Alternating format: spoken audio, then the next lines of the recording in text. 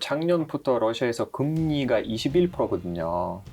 맞다. 네. 거기 두 자릿수죠. 네. 내부적으로도 우려 목소리가 나오기 시작했어요. 아, 경제가 너무 힘들어지고 있다? 돈이 거의 바닥났다라는 그러니까 얘기를. 거의 바닥났다. 내년에 고갈이다. 내년 연말까지 버티기가 어렵다.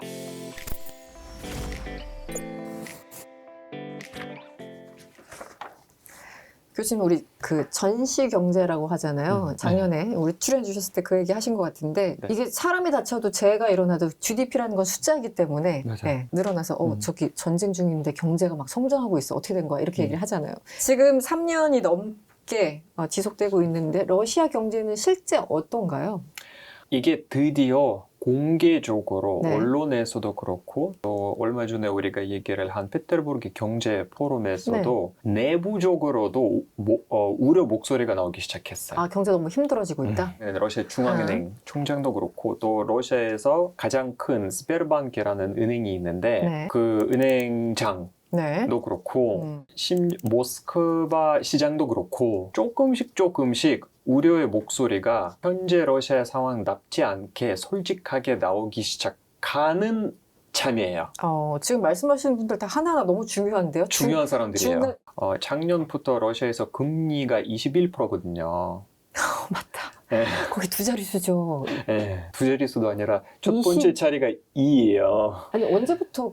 그게 거의 2년, 전쟁 2년째부터. 그 전에는? 그 전에는 한 10%대? 18회였죠. 한 자릿수였어요. 한 자릿수였다가 전쟁 때 급격하게 오르기 시작했고 최고의 20일이었고 지금은 제가 기억으로는 20까지는 내렸어요. 별 차이 없네요.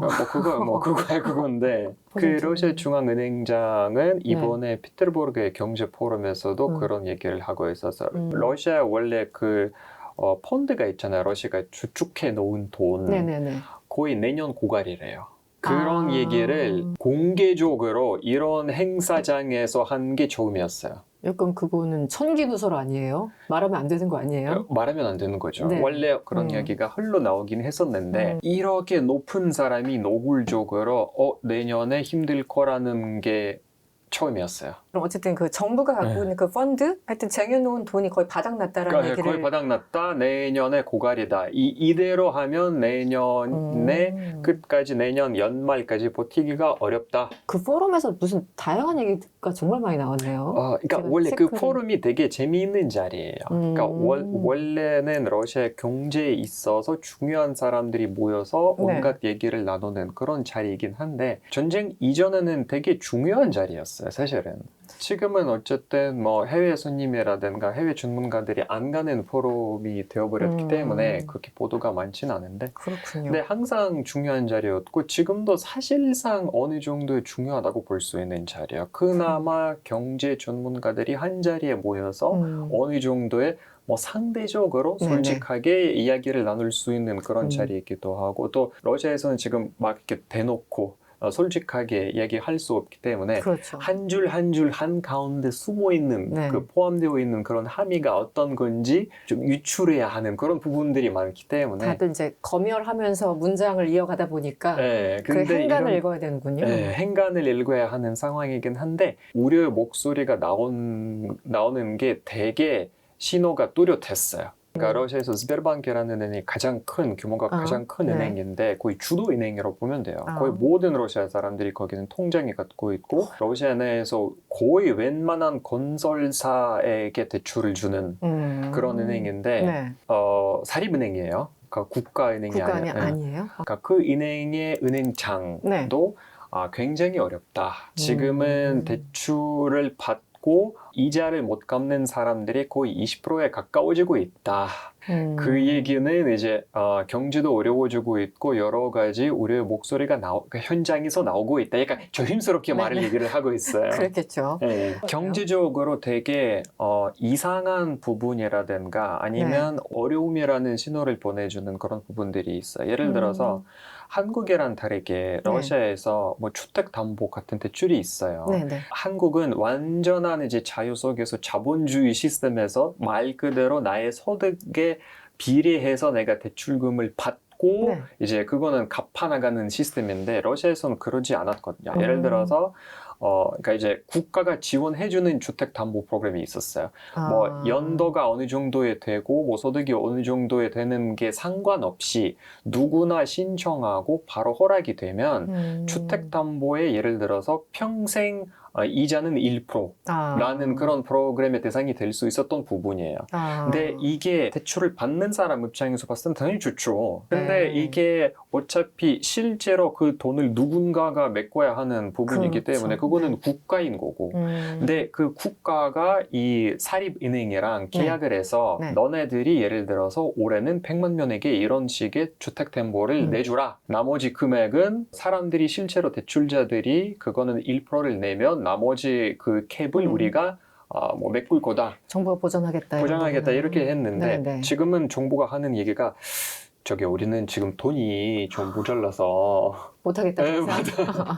그래서 은행장이 나와서 돈이 갑자기 어마어마한 그런 규모의 재정이 뻥크가 날 것 같은 그런 상황이 앞에 있어서 이런 주택담보를 내주기 그만뒀어요. 프로그램이 문 닫았어요. 그럼 되게 심각한데요? 프로그램이 문 닫았기 때문에 일반 국민 입장에서 봤을 때 말 그대로 시장가로 대출을 받고 시장가 이자를 내줘야 하기 때문에 러시아에서 지금 금리가 21%예요. 그러면 그 얘기는 이자가 21% 일단 넘어야지. 그렇죠. 그러니까. 근데 그거는 뭐 예를 들어서 주택담보 받았고 아파트를 샀는데 실제 아파트 값보다 이자의 금액이 훨씬 더 나가요. 아파트 집이 값보다. 1억인데 이자가 1억이야. 이 정도예요. 그래서 당연히 그게 훨씬 줄었죠. 또 러시아에서 한국에서는 그런 상황이 많지 않은 것 같은데 러시아에서 옛날부터 어떤 상황이 있었냐면 소위 말하는 소규모의 대출이 엄청 많이 사람들이 받고 있어요. 그러니까 예를 들어서 아파트나 뭐 자동차나 이런 큰 물건을 살 때가 아니라 일상에서 우리가 사는 물건들이 있잖아요. 뭐 냉장고라든가 뭐 이런 부분들. 특히 빈곤층이 그거는 살 때 러시아에서 아주 쉽게 대출을 받고 이제 나중에 대출을 못 갚으면 또 다른 은행에 가서 대출을 받고 이렇게 대출을 막 이렇게 커버하는 상황이 훨씬 더 많았어요. 근데 이게 조금씩 지금 금리도 올랐고 정부가 지원해주는 주택담보 그런 프로그램도 대출 프로그램도 그거 문 닫았고 그러니까 여러 가지 이제 벨트를 매야 하는 그런 상황에서 사람들이 갑자기 대출을 갚아나가야 하는데 정부에서 나오는 돈도 없고 나도 보는 돈도 없기 때문에 이거 파산 위기가 갑자기 도사리기 시작했어요. 이상하게 나타난 게 그때 뭐 러시아 소득이 올라갔다라는 뉴스를 아마 많이 보셨을 거예요. 보도에서.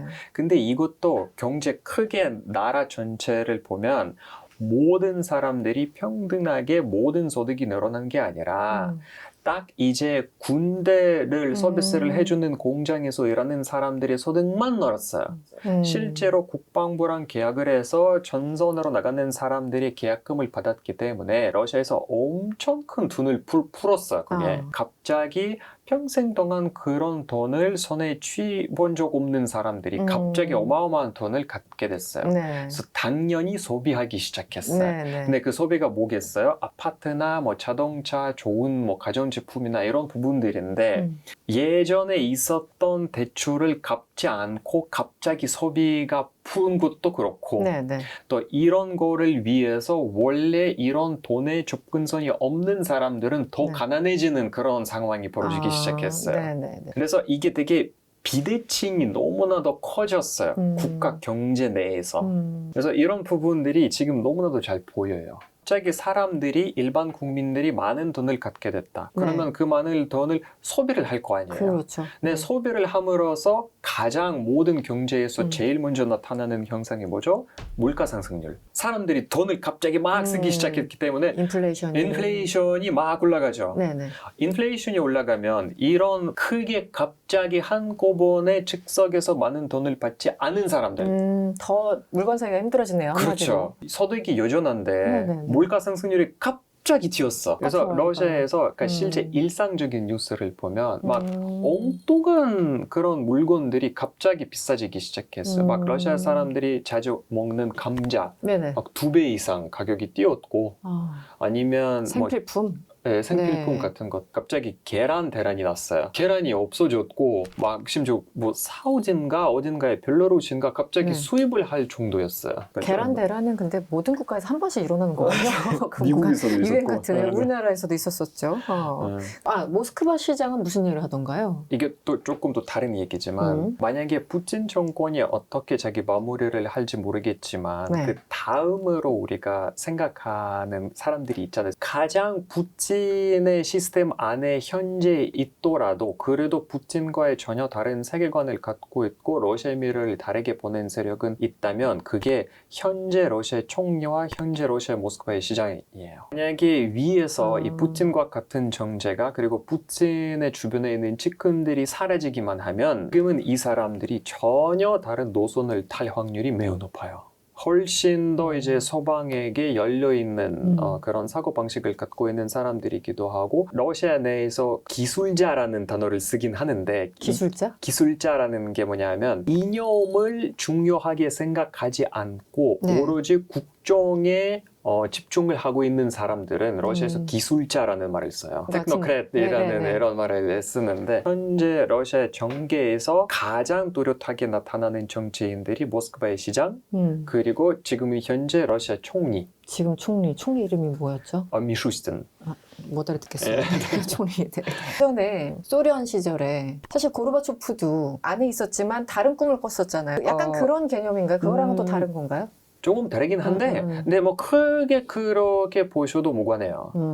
푸틴 세력이 그 공고한 푸틴 세력이 물러나고 다음 세대의 이 모스크바 시장과 같은 혹은 지금 총리와 같은 사람이 집권하게 된다면 서방과의 관계는 훨씬 더 나아지고 국가적인 분위기도 많이 달라질 것이라고 기대를 하시는 거예요.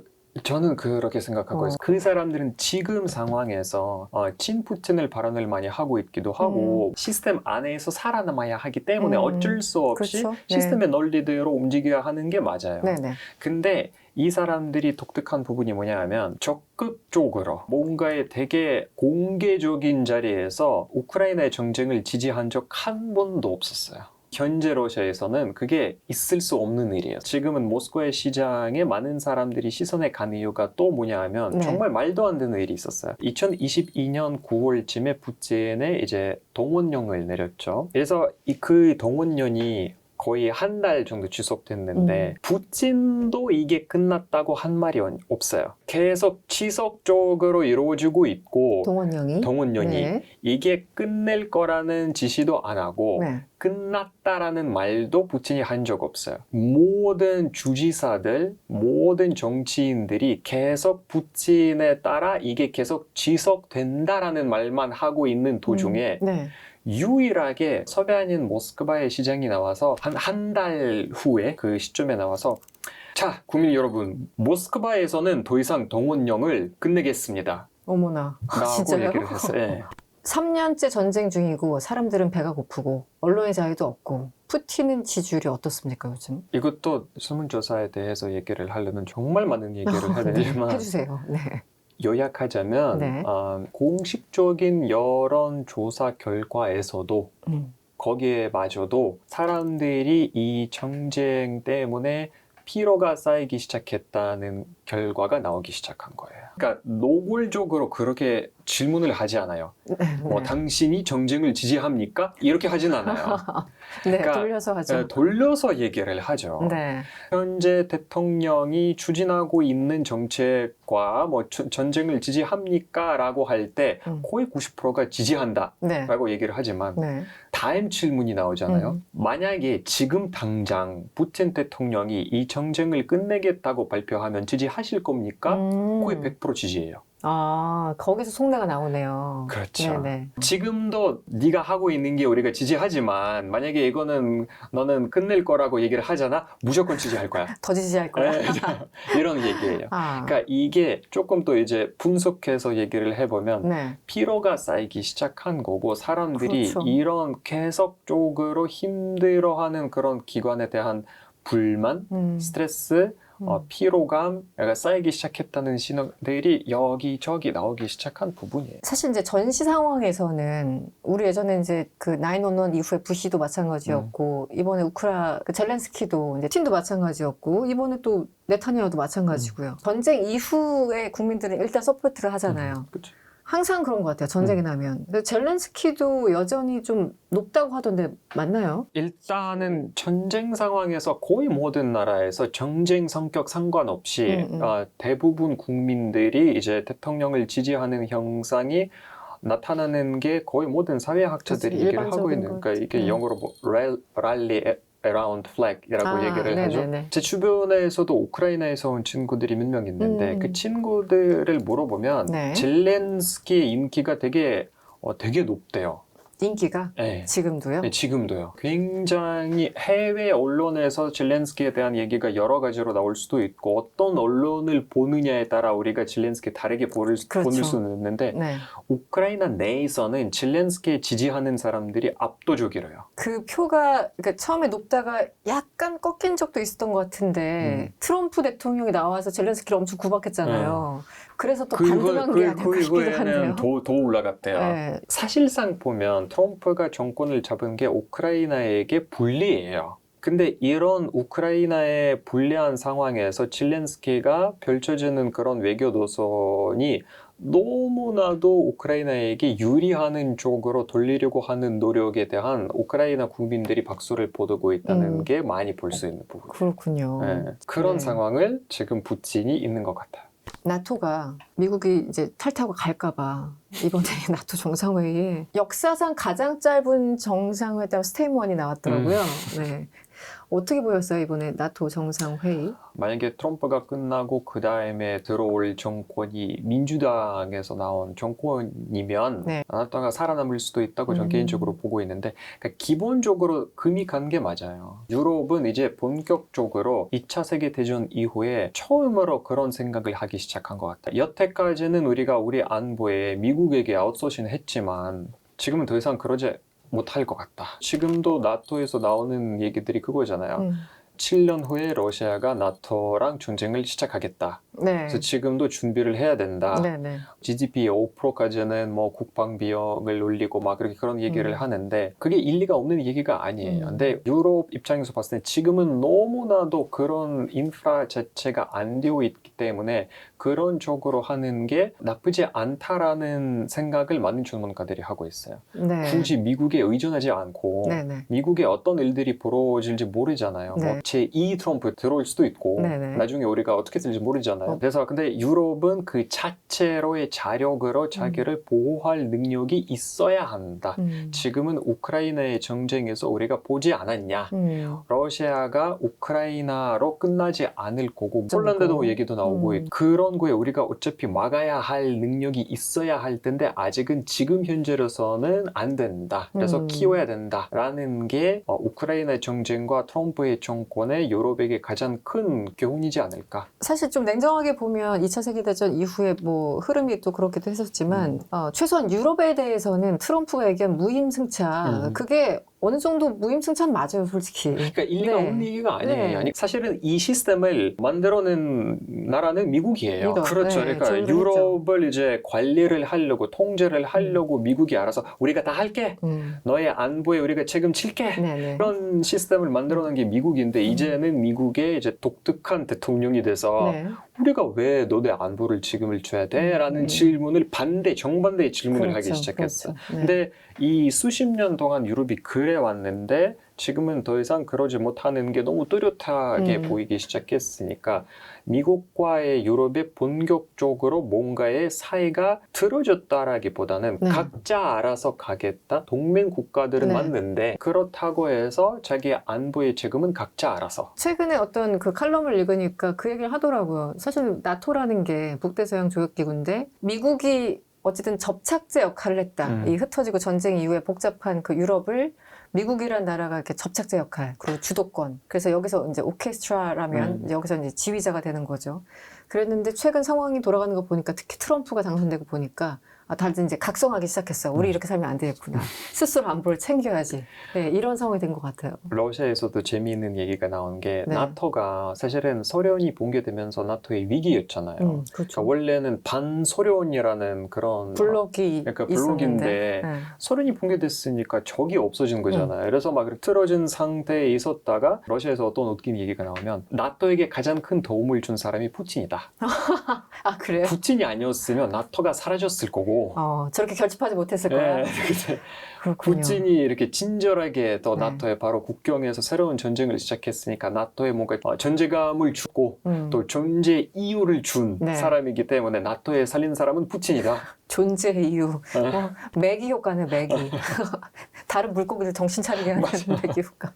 이런 거군요. 어쨌든 나토는 트럼프가 원하는 방향으로 최대한 지금 가려고 하는 거고, 물론 이제 3년 반 뒤에 트럼프 다음에 어떤 정권이 들어서느냐에 따라서 또 나토의 색깔과 성격이 또 달라지긴 하겠죠. 네. 수다를 떨다 보니까 시간이 좀 돼서 이제 좀 정리를 해야 할 것 같습니다. 중동 상황, 일단 뭐 이란과 이스라엘 또 어떻게 될지 모르겠고, 지금 트럼프가 일단 핵시설을 공습한 다음에 억누르고 있는 상황이잖아요. 그래서 매일 상황이 변해서 뭔가 예측하기는 좀 힘들고. 일단 우크라이나 전쟁 상황에서 좀 국한해 본다면 어떻게 전망하세요? 아까 뭐 말씀하신 것도 있지만. 이게 정말 예상하기가 너무 어려워. 우리가 초반에 이렇게 길어진 것도 예상하지 못했잖아요. 그랬죠. 근데 이게 오히려 트럼프가 들어서서 우크라이나에게 유리할 수 있는 부분에 대해서 전문가들이 얘기를 했을 때 그런 부분들이 있어요. 여태까지 바이든 정권이 우크라이나에게 무상으로 무기를 많이 지원했어요. 네, 네. 근데 이제는 또 안 하겠다고 얘기를 하잖아요. 그러니까 네. 이 전쟁을 끝내겠다고 막 그렇게 얘기를 해놓고. 네. 근데 시간이 지남에도 불구하고 트럼프가 계속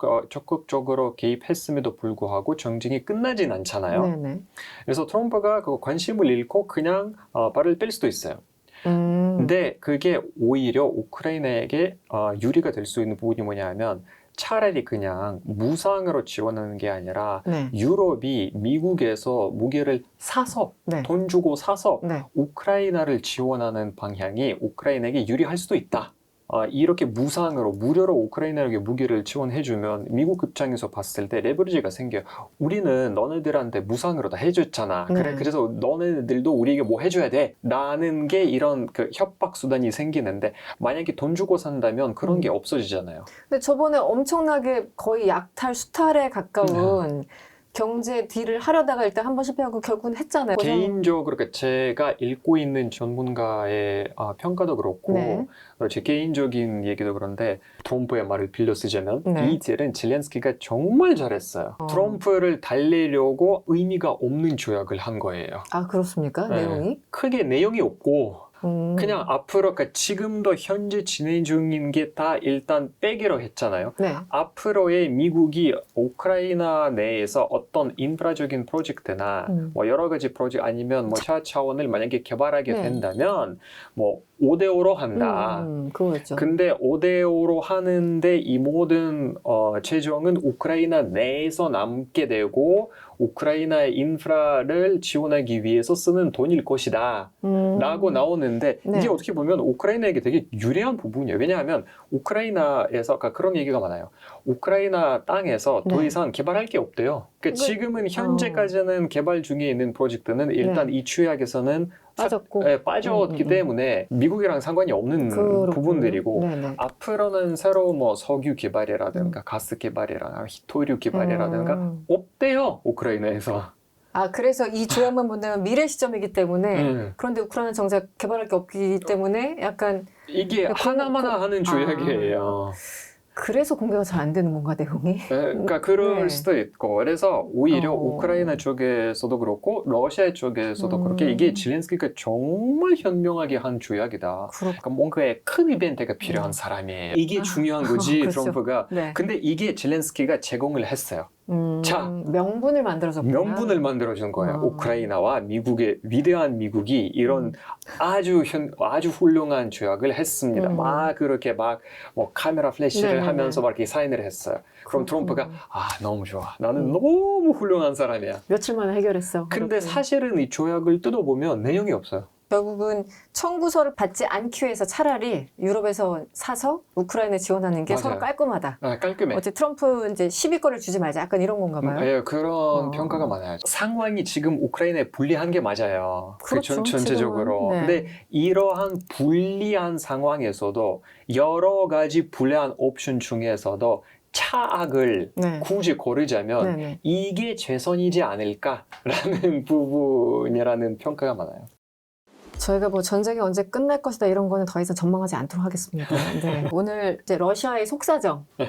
그리고 우크라이나 전쟁에 대해서 자세히 알아봤습니다. 지금까지 일리아 교수님과 함께했습니다. 오늘 고맙습니다. 네, 감사합니다.